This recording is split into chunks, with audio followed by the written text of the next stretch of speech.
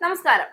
പാവപ്പെട്ടവന്റെ സാധാരണക്കാരന്റെ പാർട്ടി എന്നൊക്കെ ഊച്ചം കൊണ്ടിരുന്ന ഇടതുപക്ഷം കേരളത്തിൽ പതിറ്റാണ്ടുകളായി ഉയർത്തിപ്പിടിച്ചുവന്ന മുദ്രാവാക്യങ്ങൾ എത്രത്തോളം പൊള്ളയാണ് എന്നത് ഒരിക്കൽ കൂടി തുറന്നു കാട്ടുന്നതാണ് മുഖ്യമന്ത്രിയുടെ വാഹനവുമായി ബന്ധപ്പെട്ട് വെള്ളാപ്പള്ളി നടേശനെതിരെ ഉയർന്നുകൊണ്ടിരിക്കുന്ന വിവാദം. പാർട്ടിക്കുള്ളിൽ അതീവ ഗുരുതര പൊട്ടിത്തെറികളാണ് ഈ വിഷയം വഴിവെച്ചിരിക്കുന്നത്.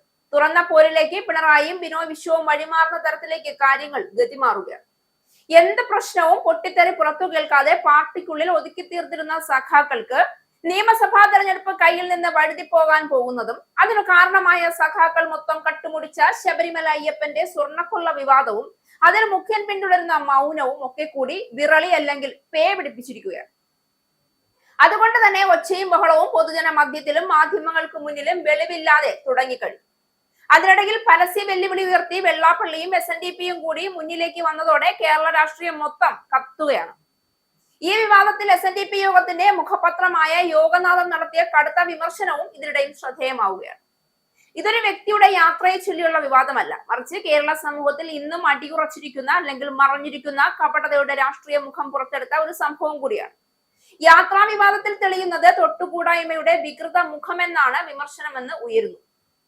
CPIക്കെതിരെയും യോഗനാഥത്തിൽ വിമർശനം ശക്തമായി ഉന്നയിക്കുന്നുണ്ട്. സ്വാതന്ത്ര്യം ലഭിച്ച് 78 വർഷം കഴിഞ്ഞിട്ടും അധസ്ഥിത വിഭാഗങ്ങളോടുള്ള അയിത്തം തുടരുന്നതിന്റെ തെളിവാണ് അപഹാസ്യ ചർച്ചകളെന്നും വിമർശനമുണ്ട്. ഈഴവ പിന്നോക്ക വിഭാഗങ്ങളാണ് CPMന്റെയും CPIയുടെയും നട്ടെല്ല്. CPIയുടെ നവ നേതൃത്വത്തിന് ഇപ്പോൾ ആ ബോധ്യമില്ല എന്നും യോഗനാഥവും SNDPയും ഒരേപോലെ വിമർശിക്കുന്നു. ഉയർന്ന വിഭാഗത്തിൽ നിന്നുള്ള ആളോ ന്യൂനപക്ഷ വിഭാഗത്തിൽ നിന്നുള്ള ആളോ മുഖ്യമന്ത്രിയുടെ കാറിൽ കയറിയാൽ ഇത്തരത്തിൽ ചർച്ചകൾ നടക്കുകയില്ല എന്ന് യോഗനാഥത്തിൽ വെട്ടി തുറന്നു പറയും. വെള്ളാപ്പള്ളി നടേശനെ മുഖ്യമന്ത്രി കാറിൽ കയറ്റിക്കൊണ്ടുപോയത് രാജ്യദ്രോഹം പോലെ വരുത്തി തീർക്കാനാണ് ശ്രമം നടത്തുന്നതെന്നും വിമർശനമുണ്ട്.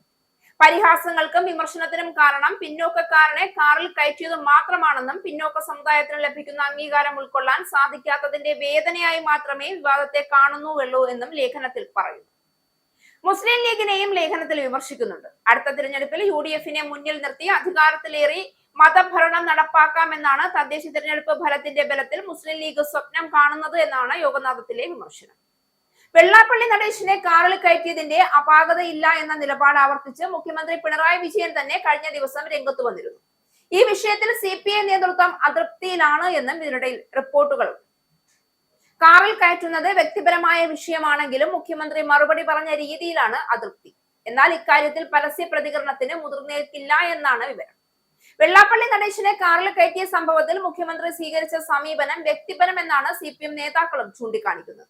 അയ്യപ്പ സംഗമത്തിനെത്തിയപ്പോൾ വെള്ളാപ്പള്ളി നടേശനെ കാറിൽ കയറ്റിയതിൽ CPIയുടെ വിമർശനം വലിയ വെല്ലുവിളിയാവുകയാണ്. മുഖ്യമന്ത്രിയുടെ പ്രതികരണം ബിനോയ് വിശ്വമല്ലല്ലോ പിണറായി വിജയൻ എന്നാണ് മാധ്യമപ്രവർത്തകരുടെ ചോദ്യത്തോട് ശക്തമായി അദ്ദേഹം പ്രതികരിച്ചത്.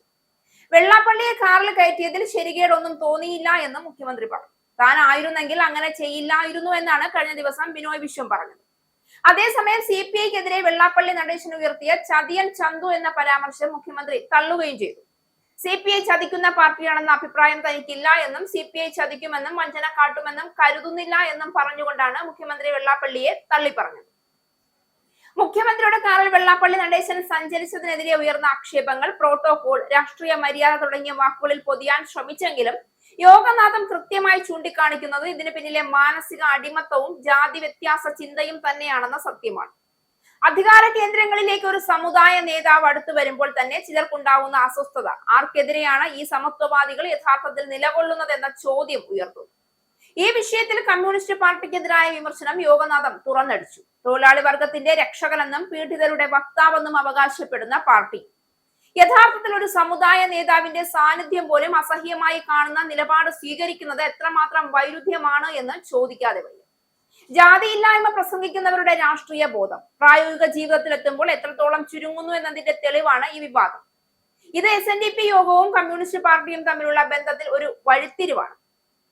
ഒരു കാലത്ത് നവോത്ഥാന മൂല്യങ്ങളുടെ പേരിൽ ഇടതുപക്ഷത്തോട് ചേർന്ന് നിന്നിരുന്ന ഈ സമുദായ പ്രസ്ഥാനത്തിന് ഇപ്പോൾ തങ്ങളെ അപമാനിക്കുന്നതും അവഗണിക്കുന്നതുമായ രാഷ്ട്രീയ നിലപാടുകളോട് മൗനം പാലിക്കാനായില്ല. യോഗനാഥത്തിന്റെ ലേഖനം വ്യക്തമാക്കുന്നത് ഇതൊരു താൽക്കാലിക പ്രതികരണമല്ല, മറിച്ച് വർഷങ്ങളായി അടിഞ്ഞുകൂടിയ അവഗണനയുടെ പൊട്ടിത്തെറിയാണ് എന്നതാണ്. അടുത്ത തിരഞ്ഞെടുപ്പ് പശ്ചാത്തലത്തിൽ ഈ വിഷയത്തിന് വലിയ രാഷ്ട്രീയ പ്രാധാന്യമുണ്ട്. കേരളത്തിലെ ഈഴവ സമൂഹമടക്കമുള്ള വലിയൊരു ജനവിഭാഗം ഇനി ആരോടൊപ്പം നിൽക്കണം എന്നത് പുനഃപരിശോധിക്കുന്ന ഘട്ടത്തിലേക്കാണ് കാര്യങ്ങൾ നീങ്ങുന്നത്.